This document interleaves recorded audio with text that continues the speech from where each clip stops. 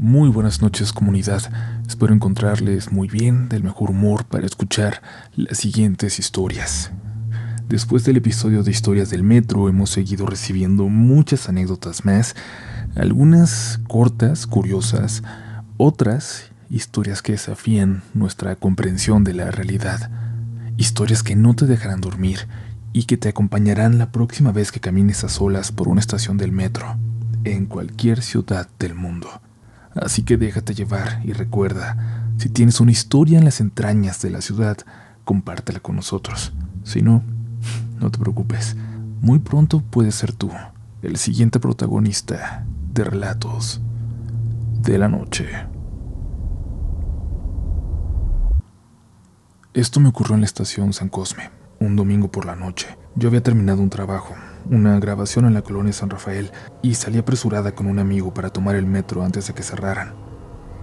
Íbamos en direcciones contrarias. Al entrar escuchamos que un metro se acercaba.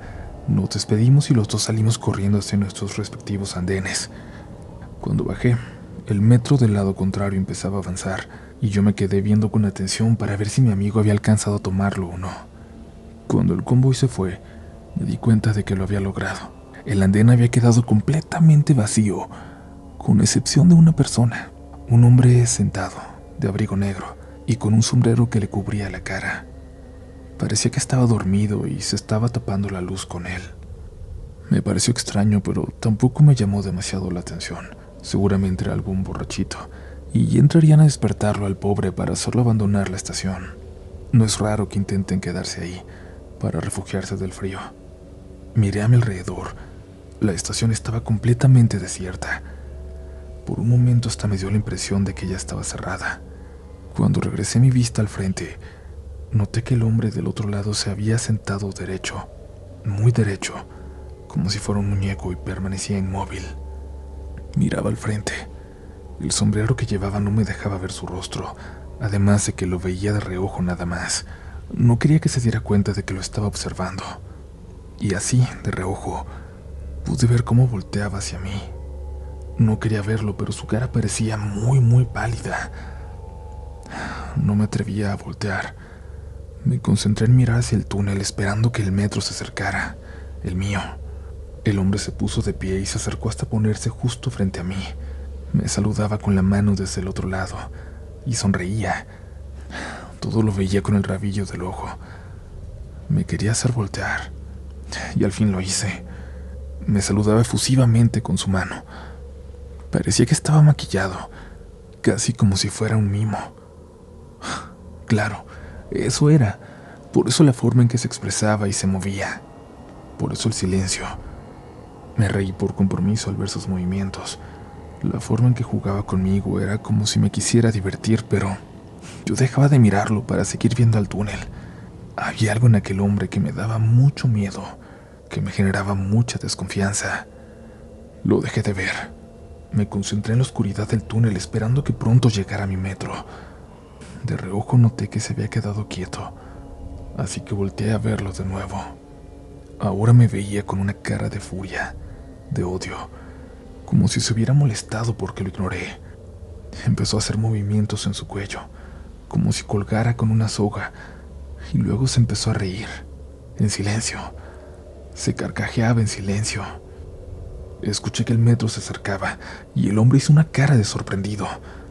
Me hizo señas de que lo esperara y se fue corriendo por las escaleras. Era claro que venía hacia mí, que iba a cruzar a mi lado. Me pareció eterno lo que tardó el metro en llegar. Cuando cerró las puertas, aquel hombre venía corriendo para intentar subirse. Intentó abrir la puerta, pero ya no lo logró. Se veía muy molesto y me señalaba el timbre de emergencia para que lo tocara, como para que lo dejara subir. Luego empezó a hacer señas como de cortar el cuello, y una que interpreté como «te veré en la siguiente estación». Salió corriendo hacia la salida cuando el metro avanzaba, y aunque sabía que era imposible, no tienen idea del miedo que me daba que estuviera en la siguiente, que hubiera alcanzado a llegar. Por supuesto no lo hizo, pero me da mucho miedo pensar en él, en que siga recorriendo estaciones vacías, en busca de chicas solas como yo. Me da mucho miedo volvérmelo a encontrar.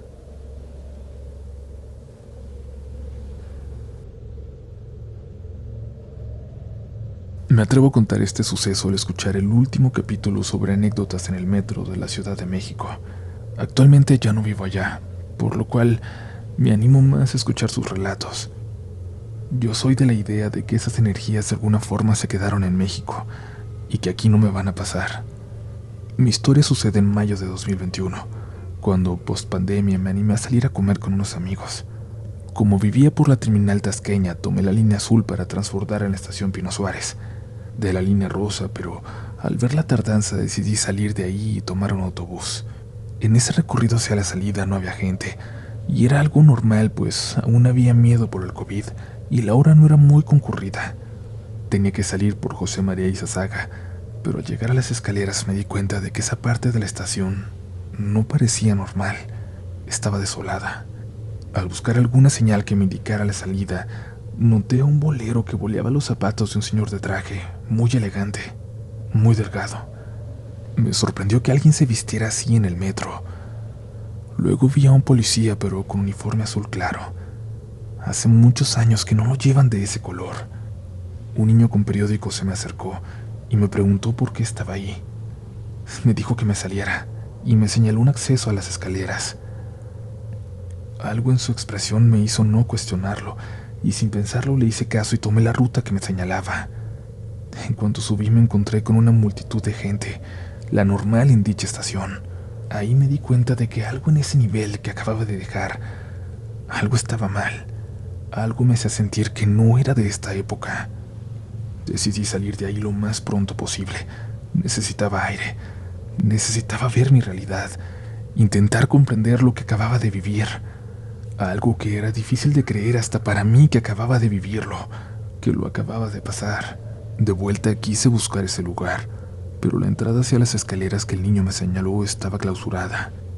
Esta es la primera vez que comparto esto. Nunca quise contarlo por temor a que no me creyeran, pero mientras más escucho me siento mejor, porque sé que no soy la única que ha vivido una experiencia así, en ese maldito metro.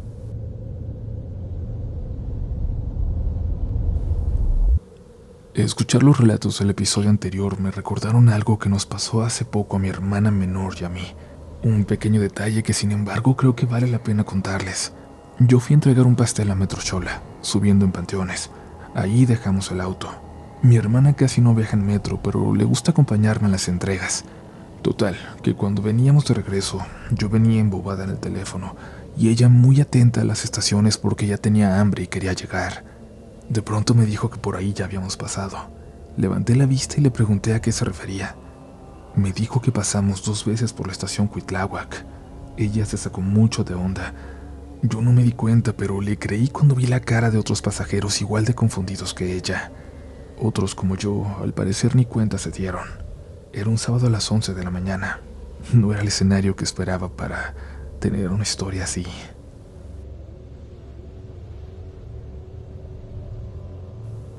Comparto mi historia, comunidad. En el año 2016 retomé mis estudios universitarios e hice mi cambio al turno de la tarde. Salí a las 8 de la noche de la escuela, y mi camino a casa era algo largo, por lo que trataba de acortarlo lo más que pudiera. Comenzaba en Tasqueña y finalizaba en Aragón, y parte de mi ruta corta era pasar por el transbordo de la línea 4 a la línea 5, en la estación Consulado. Quienes han pasado por ahí saben que es un tramo algo largo, y casi siempre es solitario. Pues bien, en una ocasión eran aproximadamente las 9:30 de la noche y estaba totalmente solo. Nadie iba ni venía, solo yo. Sentí algo de miedo. Ese camino siempre me ha parecido que tiene un ambiente de película de terror, pero más por la noche y peor en esta ocasión. Recuerdo que una parte del pasillo estaba con las luces parpadeando, y eso le daba el toque final aterrador. De repente pasó corriendo al lado de mí un niño y se detuvo más adelante. No tenía la más mínima idea de dónde salió, pero lo peor fue que no entiendo cómo le hizo, pero ese niño se metió en la pared, tal cual como si hubiera habido una puerta y se adentrara en ella. Me dio mucho miedo. Caminé más rápido y desde ahí traté de tomar lo menos posible ese camino, sobre todo de noche.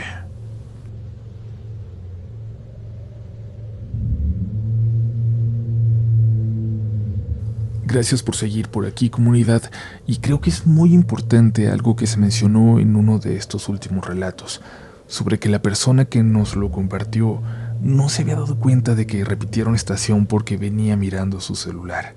Y es que se dan cuenta de que hay muchas cosas que nos podemos perder por siempre estar viendo el teléfono, tan solo en el metro.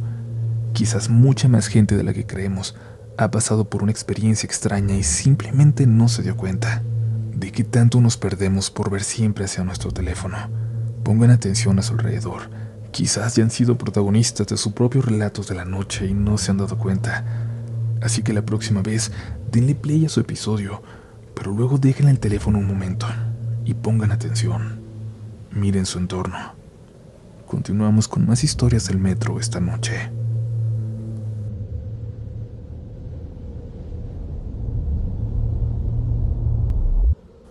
Cuando estaba en la universidad hubo un semestre en que salía a las 8 de la noche.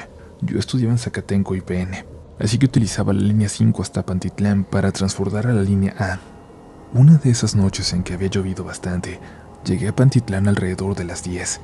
Quienes conocen esa estación sabrán que en el transbordo de línea 5 a línea A hay una rampa que, si uno voltea hacia afuera, puede ver los puentes peatonales. Pues justo ahí, al voltear hacia ese puente, en medio de una oscuridad profunda y una leve lluvia, había un payaso de pie.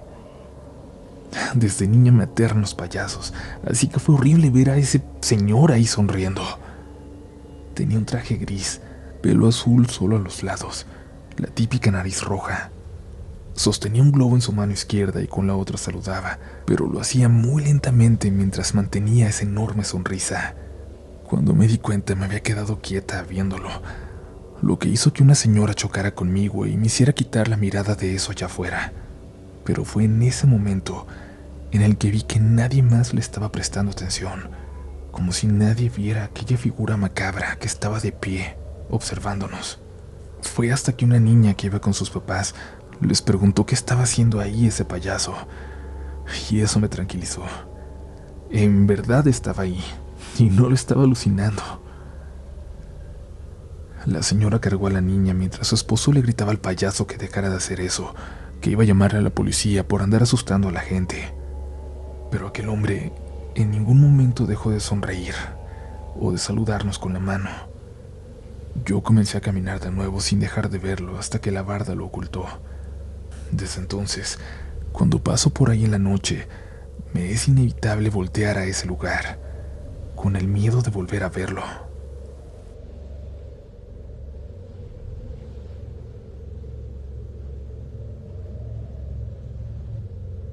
Hace unos años viajé de Buenavista a Metro Observatorio.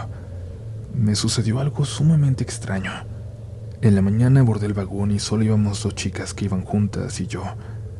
En la estación Guerrero se subieron 2 mujeres muy extrañas, altísimas y vestidas como muñecas antiguas, así con sus vestidos negros con mucho vuelo y encaje, la cara pintada de blanco con sus pestañas muy largas y su boca roja, delineada como muñeca. Al entrar, cada una se fue a un extremo del vagón.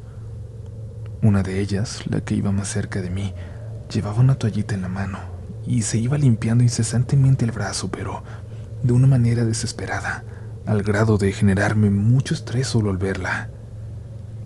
No tenía ninguna emoción en su rostro, solo iba viendo un punto fijo, pero no paraba de limpiarse el mismo lugar del brazo. La siguiente estación, que era Garibaldi, abre hacia los 2 lados del andén. Llegamos y se abrieron las puertas hacia uno de los lados. Se bajaron las 2 chicas extrañas, cerrándose las puertas inmediatamente después. Pero un segundo después, se abrieron las del otro lado, y ellas volvieron a subir. Al momento de que las 2 volvieron a entrar, las chicas que iban conmigo en el vagón gritaron de miedo. Nos quedamos calladas, expectantes. Avanzamos una estación con ellas, pero a la siguiente nos bajamos las 2 chicas y yo. Las muñecas se fueron en ese vagón y nosotras esperamos el siguiente tren. De verdad, más que miedo me sacó mucho de onda. No lo he contado más porque cuando lo conté, la gente me dijo que las muñecas corrieron al siguiente vagón para dar la vuelta y volver a entrar, pero ¿con qué objetivo? ¿Y cómo puede ser eso posible si al salir se cerraron las puertas justo detrás de ellas? Imagino que se cierran todas las del tren al mismo tiempo, no solo las de un vagón. ¿Cómo pudieron entrar al siguiente si ya estaban cerradas las puertas? ¿Y cómo pudieron entrar por el otro lado? Creo que siempre me voy a preguntar eso. Siempre será un misterio que no logro explicar.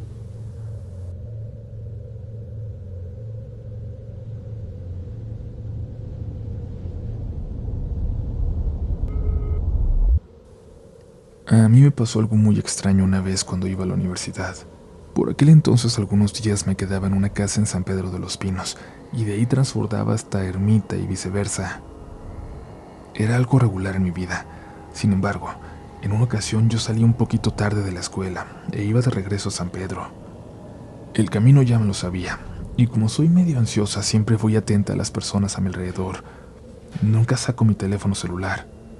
Todo iba normal hasta que me percaté que en lugar de ir hacia San Pedro, me estaba alejando. Me pareció rarísimo y me asusté. Me levanté muy rápido para salir.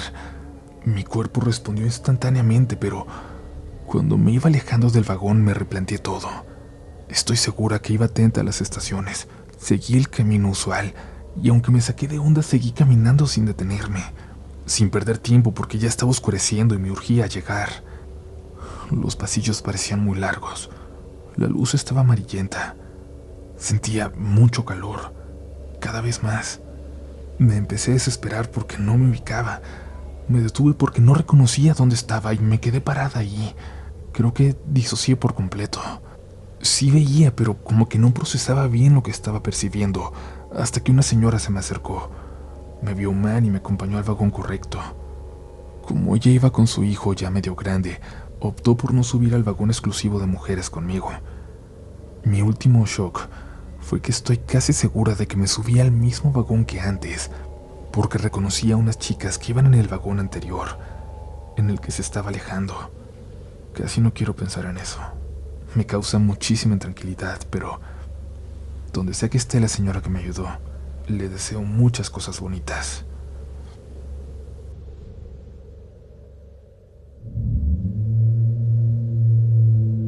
Comunidad, estamos por llegar al final de este episodio, pero antes quiero recordarles que mi libro de cuentos de terror ya está por ahí disponible en cualquier librería cerca de ustedes. Si lo ven, cómprenlo porque no son muchos, no fue una gran tirada, y para mí sería muy bonito que lo pudieran leer, que me den su opinión de este intento de hacer algo diferente, de escribir ficción de terror que tiene la misma base, el mismo lenguaje que utilizamos por acá.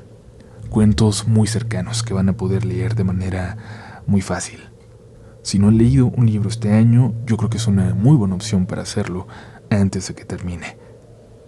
Por ahora, hablando de terminar, llegamos al final de este episodio con una historia muy especial porque sucede en el metro de Chicago. Así que puede que no sea solo el de la Ciudad de México el que guarda secretos. ¿Quién sabe? La siguiente recopilación podría ser de sucesos en metros alrededor del mundo. Esperamos sus historias y seguimos con relatos de la noche.